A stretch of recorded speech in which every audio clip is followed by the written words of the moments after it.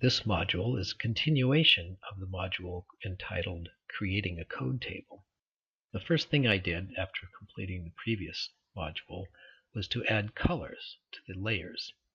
If you create layers in Carlson's Field to Finish code table, and those layers do not exist in your drawing, Carlson will create the layers upon processing. It does, however, color the layers in a somewhat random manner. So under normal practice, most users prefer to have specific colors for individual layers. So beyond the color of the layers, there are a few things I'd like to do differently or in addition to this particular data set. For example, we have some utility poles, points 3 and 4, and I believe point number 17, all connected with an overhead wire. I would like to connect those lines with a line type that indicates an overhead power line. Also, the pavement lines are three-dimensional polylines, which work great for brake lines. Carlson can use those as brake lines automatically and do not have to be identified as a brake line in particular. They are, however, a little bit more difficult to draft with. Typical offset commands, trim, extend, and fillet commands don't work on 3D polylines. So I would like to create two-dimensional polylines for drafting purposes as well as the 3D polyline for brake line purposes. I would also like the point itself to be on a different layer than the line types. So you can see the point and the line are both on a layer called pavement. I would like to separate those points to make it easier to freeze those when it comes time for a final plan. Also, the edge of pavement and the driveway should be connected and not have this overlap that you see. This part of the pavement should be a smooth curve, not straight lines, so I need to add a code to create a curve in that polyline. This shed, as well as the house, are unfinished. The iron pipe at the corner did not process correctly, so that needs to be recoded. I would like to change some other things, like the way the manholes are displayed. So let's first go back into the code table and address some additional line types. So we go back into Survey and hit Field to Finish, and we are once again going to edit our codes. We'll start with the utility pole. This utility pole is set for a point only, so we're going to change that to a 2D polyline. Go to the Line Type tab and click on Line Type. In here is a library of line types that are supplied with the software. By hitting the Next button, we can scroll through the line types that we want. Here we have one called OHP for an overhead power line. I'm going to select that one. Then there are parameters to control the appearance of that line type. The line type spacing scaler dictates how often the OHP text on that line type will appear. I'm going to change it from the default of 0.3 to 3.0 to prevent it from having too many pieces of text in there. The line type scaler is a little large for me, so I'm going to change that to 0.07. I've also decided that the attribute size for all the codes are a little larger than I would like. So I'm going to change them all at the same time. So I'm going to select the first one in line, hold my Shift key, select the last one, and click Edit, which brings up the Global Editing dialog box. I can then set the attribute size for all points at the same time by clicking here and confirming that it is set to 0.08. I would then like to change the points for my edge of paved driveway and edge of pavement to have the points be on a different layer than the line types. To do that, I enable the distinct point layer option, and by default it adds _PNTS to the layer name. I, however, already have a layer name called field points that I would like to select instead, so I hit the Set button, scroll, and find the layer field points. So now the points will be drawn on a layer called field points, while the line work is drawn on a layer called pavement. There's more I'd like to do. Instead of just drawing a 3D polyline, I'm going to take the selection of 3D and 2D. When I do that, I have an option to place the 3D polyline on a separate layer. I'm going to call that layer Brake Lines and hit OK. I'm going to repeat that process for the edge of pavement. The distinct point layer will be field points. Change that to 3D and 2D, and in the dual 3D polyline layer, I type break lines again. Then I'm going to change the display of the manhole by editing my MH code. The main layer is utilities, and the symbol is fine.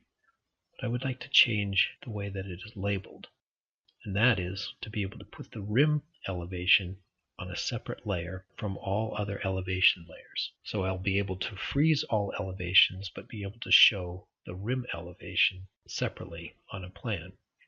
To do that, I change the separate attribute layers option from none to points. I then hit the set button, and I have an option to place each attribute on a separate layer. The number, the elevation, description, and the symbol itself can all belong on separate layers. You'll notice that you also have an option to place the point block itself on its own layer. Now I'm going to leave the point number on the default layer, which is point number. So that will be the same as all the rest of the points. The elevation layer, however, I'm going to leave on utilities elevation. However, I'm going to add a hyphen for clarity and call it utilities dash elevation. And the same with the description. What this will do is when the point comes in, the point number will be on the same layer as all the rest of the point numbers. Elevation description will now be on separate layers that are unique to all the rest of the points in the drawing. Furthermore, I'd like to add a prefix to that elevation, rim equals, and hit OK. Let's save that and reprocess the data and take a look at what we get. Now take a look at the results of what we have. There's our line type, OHP for power line. And we now have two layers. A new layer called break lines. And if we are to freeze that using our quick freeze by pick command, you'll see underneath that is the pavement layer. What that allows us to do is to be able to freeze the break lines after creating a surface model, and then to be able to perform simple CAD functions like offset, trim, extend, fillet radius, and other commands with ease, unlike when you're using a 3D polyline. If we look at our manhole, we now have it labeled rim equals. Now using Layer Manager, if I freeze the field point layer as well as all point numbers, we would still have our manhole and rim. Now this same option can be applied to all other points and symbols. For example, the building lines. So I'm going to go back into Field to Finish, edit the codes, and make a similar edit to the building and shed locations. And that is to find the code building, distinct point layer, and we'll set that on field points. Now I'm going to leave that as a 2D polyline because the building locations themselves are not going to be break lines. So that part I can leave alone. We'll make that same edit again to the shed, distinct point layer, and field points. Save, exit, and OK. And you'll notice, since those points are frozen, the building, shed, and pavement lines are displayed without the associated points. To address the coding issues I mentioned at the beginning of the segment, we must explore multiple codes in general, as well as the special codes which are part of the Field to Finish program. To do that, let's go back into Field to Finish and again take a look at the codes. When we enter the code list, we can click on Code Table Settings, which brings up a separate dialog box. The point to pay attention to is this option to split multiple codes. There are three choices here. All, which means it will always split multiple codes, none, and prompt, which means it will prompt you each time it finds a multiple code. A multiple code essentially is a point with two or more codes separated by a space. For example, in this data set, we have an edge of pavement connected to a driveway. The edge of pavement shot is coded as an EP, and the driveway is coded as a PV. To connect those two lines together, you simply enter an EP followed by a space and then PV. Splitting all multiple codes allows you to connect multiple line types as well as lines to symbols. Beyond that, you also have access to special codes. Special codes are contained in a separate dialog box here. There are a large variety of special codes, each that has a very specific purpose. I will be discussing only a few, which are the most commonly used special codes in standard survey practice. To begin with, you can control how Carlson handles an elevation. There are two options for this, an NE, which is a no elevation shot, or NOS, which is a non-surface shot. NE would null out the elevation and it would not be considered as part of the surface model. A non-surface or NOS code would retain the elevation as the attribute for the point number, but it would be tagged as a non-surface point. Examples of a non-surface point would be atop a foundation or first floor elevation, which is a design point criteria, but you do not want it part of the surface model so the contours do not extend up to the first floor. A null elevation might be something like a reflectorless shot on a building corner 10-20 feet up off the ground, and you would like to discount that elevation entirely. The character prefix and appendix options allow you to add to an existing description for a point, such as an iron pipe, by prefixing or appending that. For example, if you wanted to prefix an iron pipe to be a 4-inch iron pipe, you would enter a backward slash and 4 inches. So the code would read IP \4 inches. It would be then displayed in the drawing as 4-inch iron pipe. We will demonstrate that shortly. As far as line codes go, there are two ways to connect lines.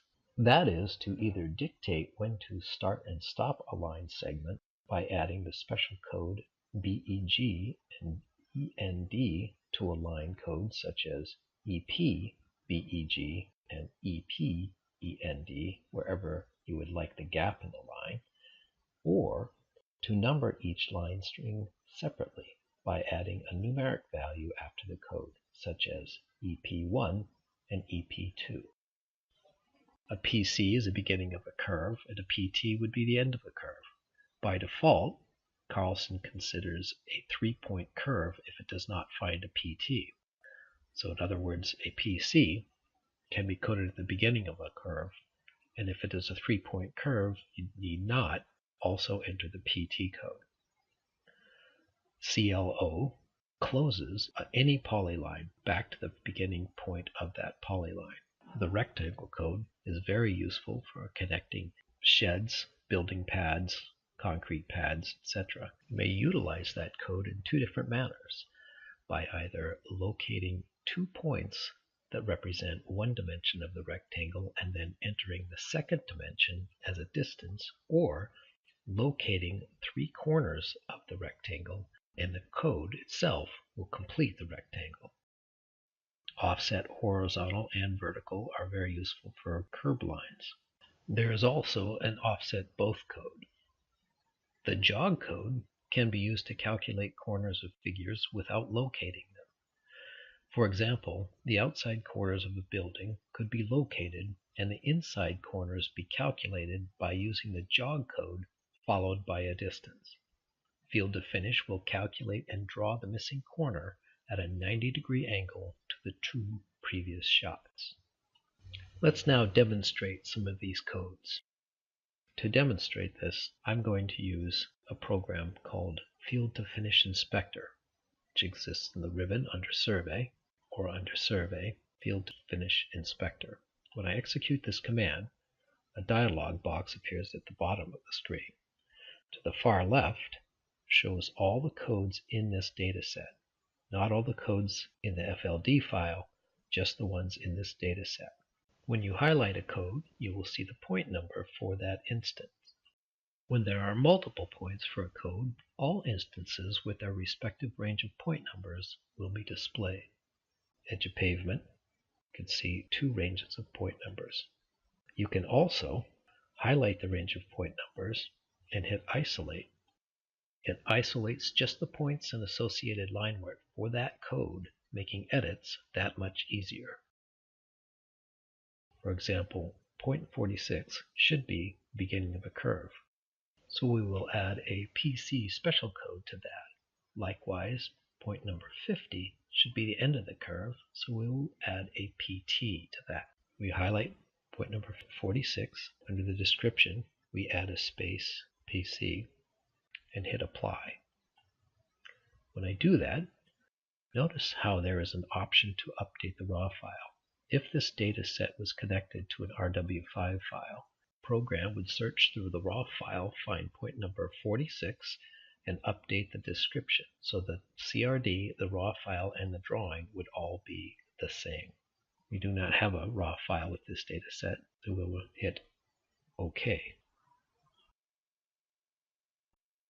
You can see that a 3-point curve is drawn through points 46, 47, and 49.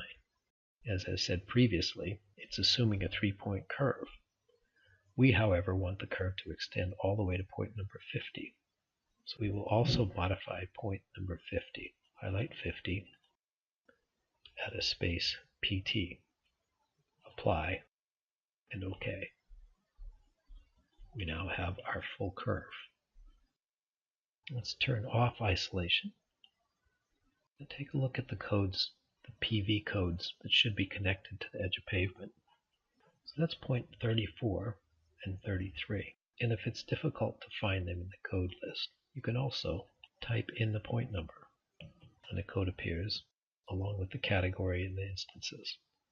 So point 33 should also be an edge of pavement. So an interesting fact about this particular data set is the edge of pavement is being located sequentially from 45 to 46 and in this direction, whereas the PV or the private driveway shots are located sequentially in the opposite direction. So 45 cannot connect to 33. 45 should be connecting to 34. So let's look at a creative way to solve that issue. What I'm going to do is I'm going to indicate that 45 to 34 is an edge of pavement 1, and 33 to 46 will just be edge of pavement.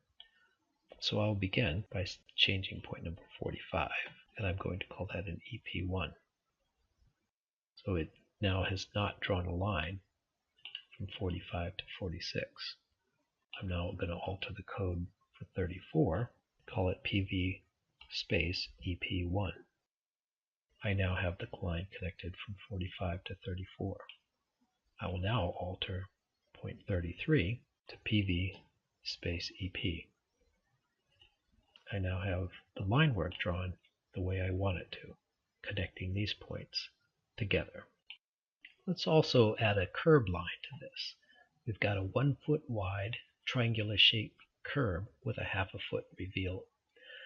We're going to start with point number 33, which in this case is the beginning of the edge of pavement line, and add to the EP part of the code, not the PV, but the EP.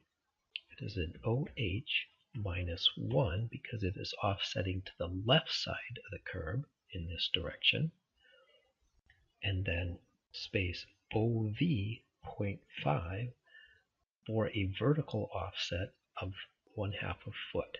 I apply, and both curb lines are drawn. To complete that in the other direction between 34 and 35, I will highlight point number 34 and at the EP1, OH1, because in this case it's offsetting it to the right.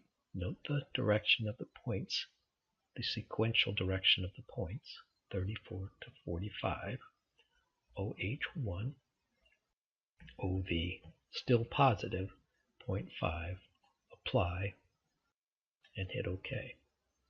I can take a quick look at those lines using our 3D viewer under View, 3D View, Drawing Viewer, Window in our data.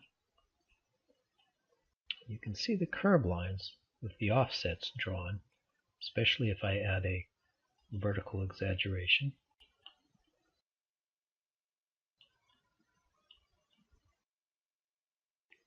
While we're looking at the pavement line, you'll notice that number 44 should be connected to point 27. We can accomplish that by using the close special code, point number 44, PV, space CLO for close. Similar to the curve information that was missing along the edge of pavement, the driveway points should be curved 28 to 30, which is in this case a 3-point curve. So I can go to point 28 and put in a PC. Now I have a curve for that. The same is true on the other side, points 37 through 39. Go to point 37, PV, space PC, and apply. Remember, this command is drawing both a 2D and a 3D polyline. We are not only correcting the cosmetic line work for the final plan, but the break lines themselves. To demonstrate the rectangle code, we can finish drawing this shed. The shed was located through points 5, 6, and 7 in order. So if we add the rectangle code at the end of point number 7, shed space RECT, and apply, the command completes drawing the rectangle. The building has just 2 corners located on it. However, this house has several jogs to it. Since the building line was drawn from points 18 to 19, I will add the jog command to point number 19. So I highlight my building code, number 19, and the code building, I add space, JOG, and the distance. In this case, it's 10 feet to the right. Now I'm going to stop there and demonstrate the results by hitting apply. OK. You can see that a 10-foot jog was drawn 90 degrees to points 18 and 19. However, we can continue this process by adding more jogs simply by adding a space followed by the next distance. So in this case, it goes from that first 10-foot jog to another jog 10 feet to the left. So that has entered -10. Then a space and a +20 would jog it now 20 feet back to the right, followed by another space and a +30 to jog it back 30 feet to the right, followed by a space and a CLO to close the figure. So you can see multiple jogs can be applied to a single code to continue drawing lines. I hit apply and OK. I now have a closed figure for a building. It's important to note that had other corners been located on this building, such as a back corner or another back corner, the preceding jog command would automatically connect to the next building code. Let's now correct the iron pipe. This iron pipe was located with an IP and then a parentheses, 4-inch diameter. Because there was no space after the IP, there was a space after the 4-inch. Program saw that IP 4-inch space diameter as 2 separate codes. Proper code for an iron pipe is IP. Let's go to point number 1. So instead of coding this IP with parentheses, it would be better to prefix IP with a backward slash and 4 inches. Then, when I apply the change, I end up with an iron pipe symbol on the correct layer and the description 4-inch iron pipe. Finally, let's take a look at the overhead power line. There is a 20-foot wide easement centered on the utility line, and I would like Field to Finish to draw both sides of the easement based on the field located utility poles. I can do that by going to point number 3, entering the special code OFB followed by 10 for the distance. I will apply that change. I now have 2 lines parallel to the utility pole line. However, the two offset lines are drawn on the same layer as the overhead power line itself, and I would prefer to have them drawn on a layer called easements.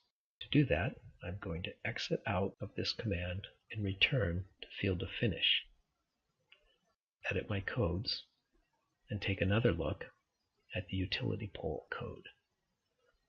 I go to the Line Type tab, and I see an option for a Separate Offset layer. I'll enable that and create a new layer called Easement. I hit OK, save, exit, and I'm just going to reprocess the entire data set. I now not only have the utility pole line, but I have two new lines on a newly created layer called Easements. To clean this up, I'm going to select those two easement lines using my Properties Manager and set the line type to something more conducive for an easement line, such as Phantom 2, and a color, magenta. To clean up my plan and make it more presentable for a plot plan, I'll use my Layer Manager. I will freeze my control points, my checkpoints, my field points, my point elevations, point numbers, and close. So I have my iron pipes, manholes, and if I would like my descriptions more presentable with a leader, under the Points menu, I can use Move Point Attribute with Leader, select any point attribute, and pick a new location. A final point in this video is to talk about additional draw options in the Draw Field to Finish dialog box. In the additional draw options, there are multiple options to further control the process of field to finish. In most cases, once you are satisfied with your setting in your code table, you will select the options to draw by code. If it becomes necessary to override some of those settings, you can control those here. Beyond the process options, you can control how curves are drawn, as well as several other functions, such as keeping layers frozen so that when you reprocess data, the current layer states will remain as set. You can also override which entities to draw. For example, if you prefer to not place points in your drawing, you can simply disable that option. Another good option on large data sets is to be able to draw a polyline and only process the points within that area. In this video, we have explored several more options for processing data through Field to Finish that move beyond just the basics. These tools should serve as a good foundation to get you well on your way to a more efficient method of processing data and drafting a survey plan. Once you've become comfortable, keep going and move on to more and more advanced features.